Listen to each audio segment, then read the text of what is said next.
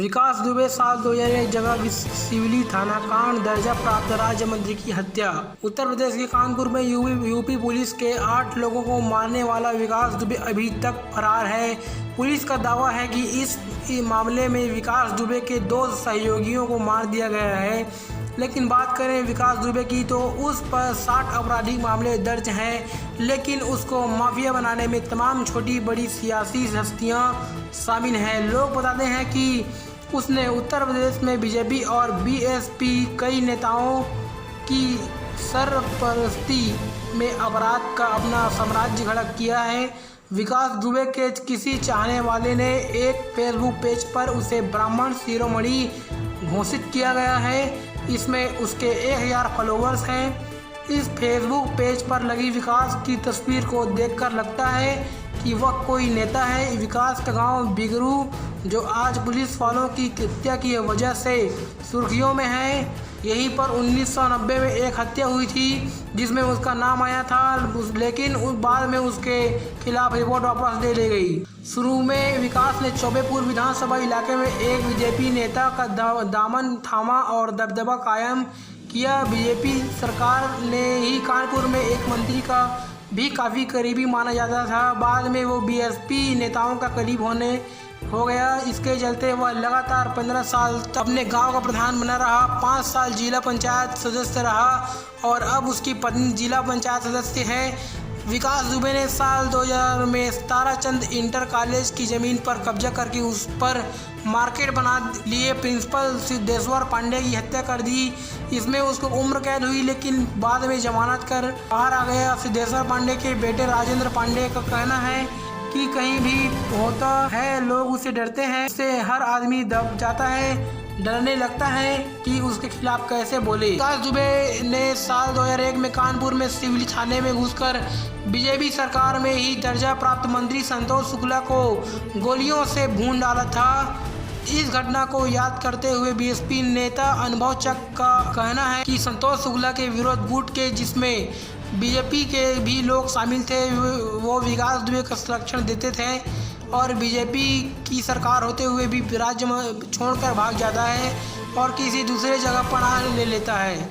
पिछले 30 सालों में विकास दुबे ने आतंक की दुनिया में अपनी बड़ी हनक बना ली है और उसके खिलाफ 60 आपराधिक मुकदमे दर्ज हैं। इसमें हत्या की कोशिश में 20, गैंगस्टर एक्ट में 15, दंगों के 19, एनडीपीएस के 2 और एक बार उस पर एनएसए यानी राष्ट्रीय सुरक्षा कानून भी लग चुका है।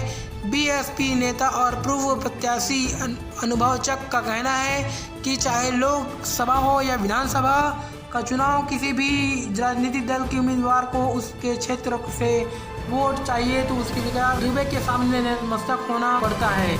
एमपी बोर्ड 10th रिजल्ट घोषित हो चुका है। mbsc.nic.in result 2020 declare. Madhya Pradesh board of secondary education MPBSE आज 10वीं के नतीजे जारी हो गए हैं। रिजल्ट की घोषणा के साथ 10वीं के 11.5 लाख से ज़्यादा विद्यार्थियों का इंतजार खत्म हो गया है। 42,390 परीक्षार्थी प्रथम श्रेणी में, 21,05,162 परीक्षार्थी द्वितीय श्रेणी में एवं 2,922 परीक्षार्थी तृतीय श्रेणी में उत्तीर्ण हुए। इस प्रकार कुल 5,60,474 परीक्षार्थी परीक्षा में सफल हुए हैं, जिनका परीक्षाफल 62.84% रहा है। 1,08,448 परीक्षार्थी ने पूरक की पात्रता प्राप्त की है, जिन 15 छात्रों ने पहला स्थान हासिल किया, इसमें सबसे ज़्यादा 5 छात्र गुना हैं। इस वर्ष कोरोना संक्रमण के कारण हिंदी विशिष्ट, अंग्रेजी विशिष्ट, उर्दू विशिष्ट और हिंदी सामान्य विषयों की परीक्षा संपादित नहीं हो सकी।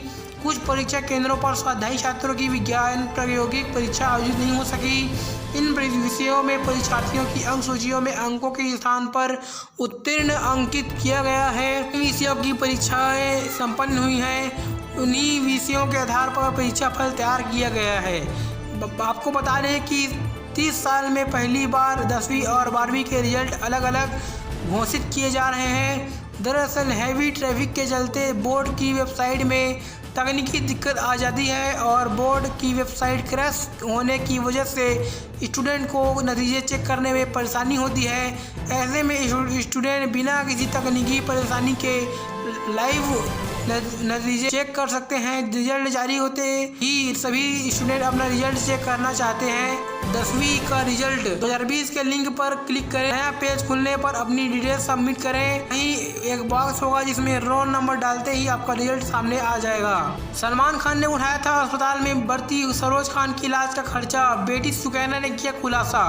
को भोर से पहले अपने चाहने वालों को बेलखता छोड़ गई। कोरियोग्राफर सरोज खान की प्रार्थना सभा अनिश्चित काल के लिए स्थगित हो चुकी है। ये जानकारी देने के अलावा उनकी बेटी सुकैना खान ने ये भी खुलासा किया है कि सरोज खान के पास काम खत्म होने के बाद से ही लगातार सलमान खान उनकी देखभाल कर रहे थे। जब से सरोज खान डांस लेने में तकलीफ के चलते हैं अस्पताल में भर्ती हुई थी, तभी से सलमान खान उनका खर्चा उठा रहे थे। इसके अलावा सुकैना ने बताया कि सलमान ने उनके बेटे के दिल की सर्जरी करवाने में भी मदद की थी। सुकैना ने सरोज खान के गुजर जाने के बाद मीडिया में बताया कि सलमान खान उनके परिवार की सहायता करने के लिए अंतिम समय तक चट्टान की तरह खड़े रहे थे। उन्होंने कहा, सलमान के साथ हमारे बहुत अच्छे रिश्ते थे और उन्होंने पिछले साल केरल में मेरे बेटे के दिल की सर्जरी करवाने में भी मदद की थी। जब भी हमें किसी चीज़ की ज़रूरत पड़ी वह हमेशा हमारे साथ खड़े हुए।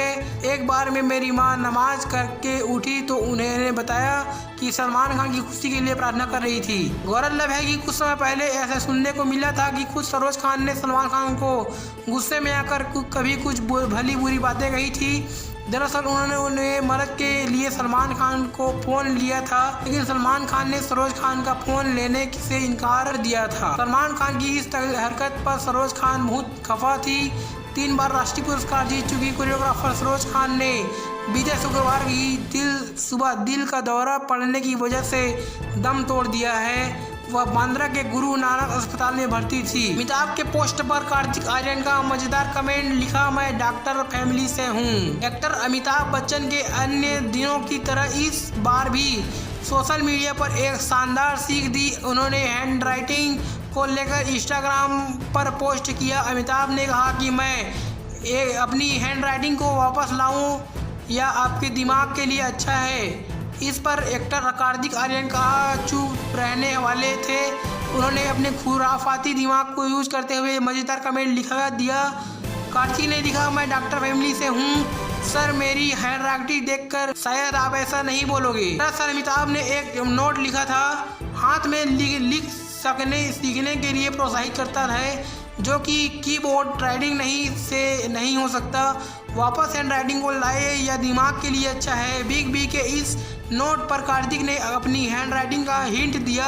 अमिताभ की इस पोस्ट पर प्रिंटी जिंटा ने लिखा, सही बोले अमित जी, मैं भी लिखने में पेन और पेपर का ही इस्तेमाल करती हूँ। सीखने का यही एक तरीका है मेरे लिए। इसके अलावा अमिताभ ने अपनी एक फ़ोटो भी शेयर की जिसमें उन्होंने लिखा, बुद्धिमान विचारों की चर्चा करते हैं, मध्यमान घटनाओं की चर्चा करते हैं, सामान्य बुद्धि के लोगों की चर्चा करते हैं। वही कार्तिक आर्यन की बात करें तो उनके फ्रेंडली बिहेवियर और जाली नेचर से हर कोई वाकिफ़ है। वे खुद पर भी मजाक उड़ाते रहते हैं। पिछले दिनों प्रधानमंत्री नरेंद्र मोदी के टीवी पर होने वाले भाषण के लिए कार्तिक ने मज़ेदार तैयारी की थी। उन्होंने इस तैयारी की फ़ोटो भी शेयर की थी जिसमें वे तिलक लगाकर इसके लिए तैयार होते नजर आ रहे थे। सरोज खान के अकेले ही उठाई थी 3 बच्चों की जिम्मेदारी, क्या इतना आसान है सिंगल मदर बनना। बॉलीवुड के फेमस कोरियोग्राफर सरोज खान ने 71 साल की उम्र में इस दुनिया को अलविदा कह दिया। बीते कुछ दिनों से उन्हें सांस लेने में काफ़ी तकलीफ हो रही थी, जिसके कारण उन्हें हॉस्पिटल में भर्ती कराया गया था, लेकिन गुरुवार रात दिल का दौरा पड़ने से उनका निधन हो गया। लेकिन क्या आप जानते हैं कि बड़े बड़े फिल्म स्टार से घिरी रहने वाली सरोज निजी जिंदगी में बेहद अकेली थी। 13 साल की उम्र में शादी और फिर 3 बच्चे, जहां न पति का साथ था न ही किसी अपने एक सहारा। जी हाँ, सरोज खान ने भले ही माधुरी दीक्षित से लेकर ऐश्वर्या राय बच्चन तक के कदम को संवारने का काम किया हो, लेकिन उनकी निजी जिंदगी में हमेशा ही उथल पुथल से भरी रही। उन्होंने अपने दम पर अपने तीनों बच्चों हामिद, हिना और सुकैना खान की देखभाल की है, लेकिन कभी अपने इस बात पर गौर किया है कि एक अकेली महिला लिए कितना मुश्किल हो जाता है कि बिना किसी शिकायत के एक मर्द की तरह पूरे घर की जिम्मेदारी उठाना। इस बात में तो कोई दो राय नहीं कि हमारे समाज में ज़्यादातर पितृसत्ता वाली सोच का ही बोलबाला है। ऐसे में चिंता उस समय ज़्यादा तनावपूर्ण और चुनौतीपूर्ण हो जाती है जब एकल माँओं को अपने रोज़मर्रा की जीवन के अलावा घर की बाकी जिम्मेदारी को भी अकेले ही संभालना पड़ता है। आज भले ही हमारा समाज इतनी तरक्की क्यों न कर रहा हो, लेकिन सिंगल मदर्स की राह में अभी भी आसान नहीं है, क्योंकि परवरिश से लेकर उनकी शादी ब्याह का खर्चा और साथ ही दुनिया भर की तरह तरह की बातें। ऐसे में सिंगल मदर को इस सफ़र में काफ़ी दिक्कतों का सामना करना पड़ता है, लेकिन वह चाहे तो हिम्मत से काम लेकर भी इन परिस्थितियों को हंसते खेलते दूर कर सकती हैं। सिंगल मदर इस बात का पूरा ख्याल रखें कि अब आप अकेले ही अपने बच्चों का सहारा है। परिस्थिति चाहे कैसे भी हो, आपको हर हाल में अपने बच्चों का साथ देना चाहिए। हम इस बात को मानते हैं कि घर से दफ्तर और भी फिर बच्चों के बेहतर फ्यूचर की चिंता आपको खाई जाती है, लेकिन इस बात भी ध्यान रखें कि आपको बच्चों का भी आपके सिवाय कोई नहीं है। इस बात का ध्यान रखें कि आपको ही अपने बच्चों का पिता और माँ दोनों बनना है। आपके बच्चों को अपनी पिता की कमी खलने लगे उससे पहले ही सतर्क हो जाएं। उनकी हर छोटी बातों का ध्यान रखें। अक्सर सिंगल मदर के साथ देखा गया है कि वह कभी भी अपने बच्चों को कभी भी काम के लिए नहीं कह पाती। इसका साइड इफ़ेक्ट यह होता है कि आपका बच्चा जिद करने लगेगा और आपको न चाहते हुए भी उसकी जिद पूरी करनी पड़ेगी। हालांकि कुछ मौके ऐसे भी आ सकते हैं जहां आप अपने बच्चों की हर जिद को पूरा करने में सक्षम हो ना हो।